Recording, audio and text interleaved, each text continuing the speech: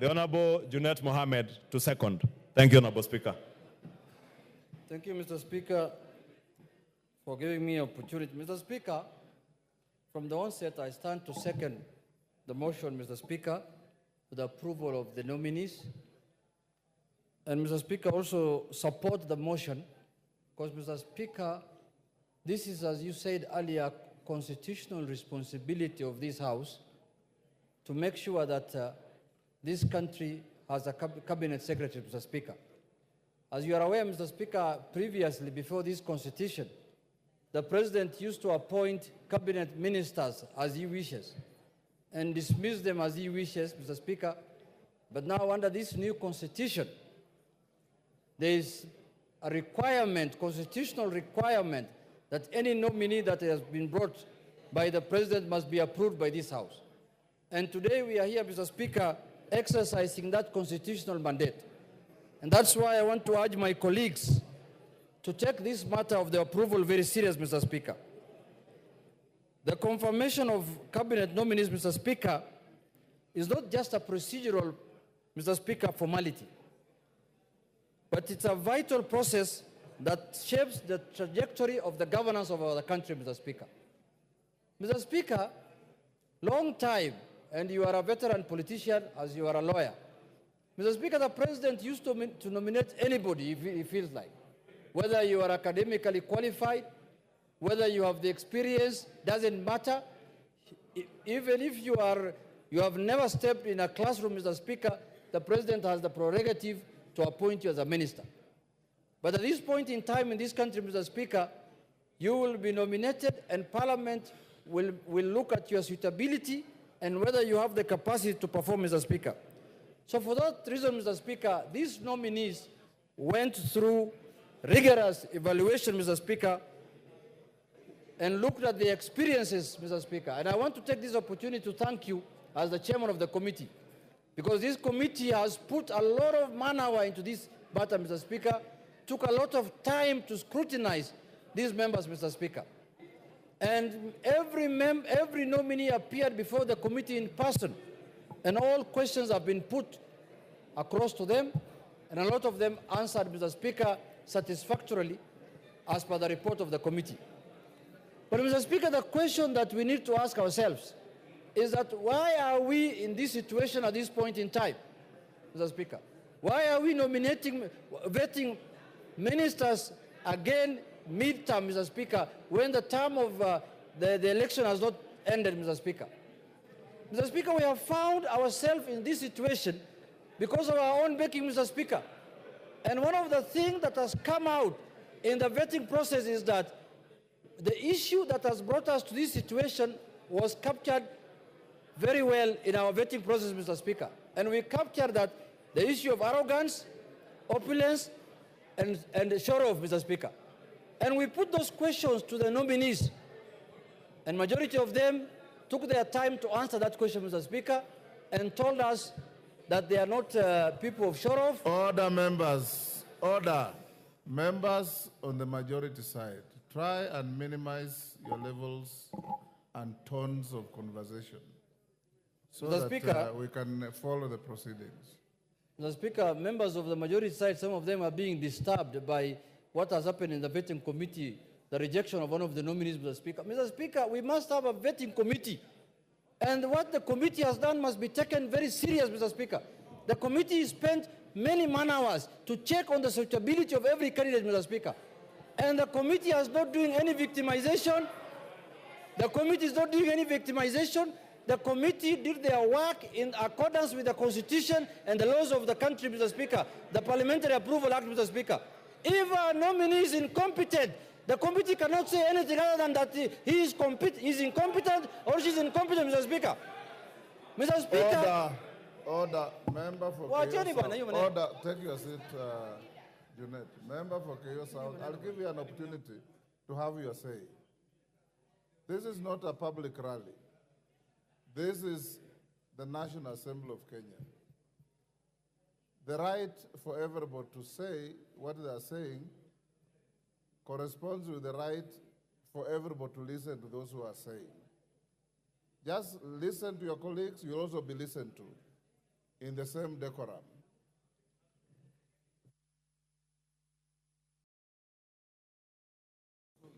Mr. Speaker, when we say as a committee that someone is not suitable for this job, we are not imputing any improper motive of that person, Mr. Speaker.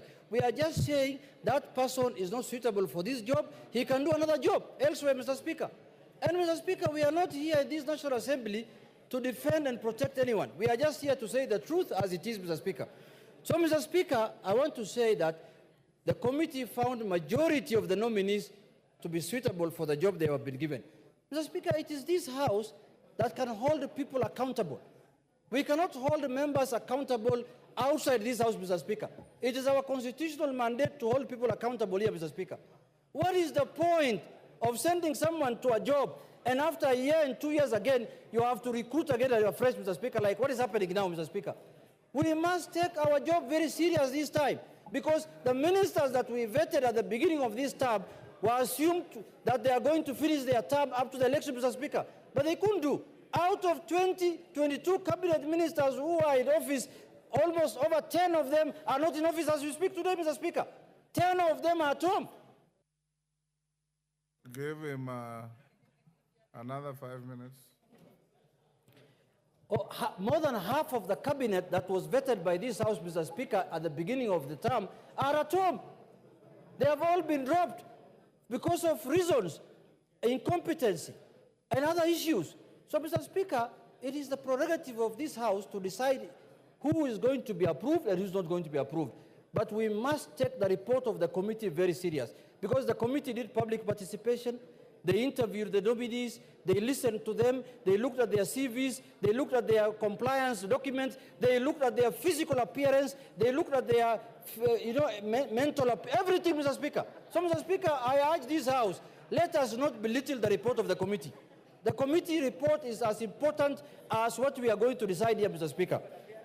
Mr. Speaker, the other issue I want to say is that we looked very much on the issue of integrity and accountability, Mr. Speaker. There were allegations that have been raised by certain members. There were issues that were raised against, for example, a nominee, Honorable Oparanya, Mr. Speaker. Issues of corruption, and we clarified, we said that the EACC has written, and the Director of Public Prosecution wrote to Parliament and said that there are no charges against that nominee, Mr. Speaker. And based on that, we made a decision. And himself, he appeared there and said, if there is any iota of evidence on him, on allegations of corruption, he is willing to resign, even if he's appointed, Mr. Speaker. Issues of drugs were raised about Hassan Ali Joe. The Minister for Interior, by then George Saitoti, came here and brought a report against him. Later, a report was brought to Parliament a week later that cleared him, Mr. Speaker. We looked into all those issues, Mr. Speaker, and we cleared all those people. Issues of opulence, sideshow, what's it called, arrogance, and sort of were leveled against Honorable Murkomen. We looked at him, he came with a tie and a suit that did not look very expensive for that day. He should not put on another one going forward. He should continue with the same ones that he came to the committee, Mr. Speaker. And it was clear of those points, Mr. Speaker. Mr. Speaker, we looked at the issues of commitment to public service, Mr. Speaker. Most of the nominees showed high level of commitment to public duty, Mr. Speaker. You could see the way they were answering the questions, and they said that they are willing and ready to serve the country, Mr. Speaker. Mr. Speaker, in conclusion, I want to say this. There is nothing that stops this House to impeach any CS who does not perform his functions again.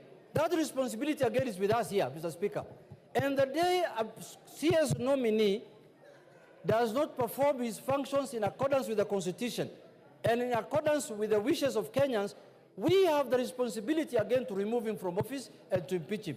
Lastly, Mr. Speaker, I want to urge the nominees that once you assume office, Mr. Speaker, kindly have in mind what Kenyans expect of you, Mr. Speaker. We interviewed the nominee for Interior, Mr. Speaker, and we told him there are many complaints about deaths in this country when people are demonstrating. He has to make sure he has to put into consideration the sanctity of life, Mr. Speaker. that Kenyans must not die for exercising their freedoms and rights, Mr. Speaker. Demonstration is allowed in the country, but also the rights of other Kenyans must be respected when somebody is doing a demonstration, Mr. Speaker. So we have looked at everything and everything that is possible, and we have concluded that 19 nominees are suitable for office. Mr. Speaker, what I am proud of today, Mr. Speaker, are my colleagues whom I was with them in the same party who have joined now the executive, Mr. Speaker. It has proved to me that the Raila Odinga Academy School of Politics is the best school of politics in this country, Mr. Speaker. Look at the kind of nominees they have donated to the executive, Mr. Speaker. Hassan Ali Joho, Oparaja, Upio Wandai, and Mbadi, Mr. Speaker. Those are the best nominees this country can have, Mr. Speaker. The best experts this country can have, Mr. Speaker. When they appeared before the committee, Mr. Speaker, the committee was perplexed. They said, we didn't know ODM have this kind of expertise, Mr. Speaker. We thought ODM is just hecklers and people who throw stones, people who make noise in this town, Mr. Speaker. But now we have proved to Kenyans and to the public and to this House that the best expertise is found in ODM, Mr. Speaker. Those few remarks, Mr. Speaker, I second, Mr. Speaker. Order. Honorable members. Order. Take your seat. Honorable members, I now propose the question, which is that taking into consideration the findings of the Committee on Appointments and its second report on the vetting of the nominees for appointment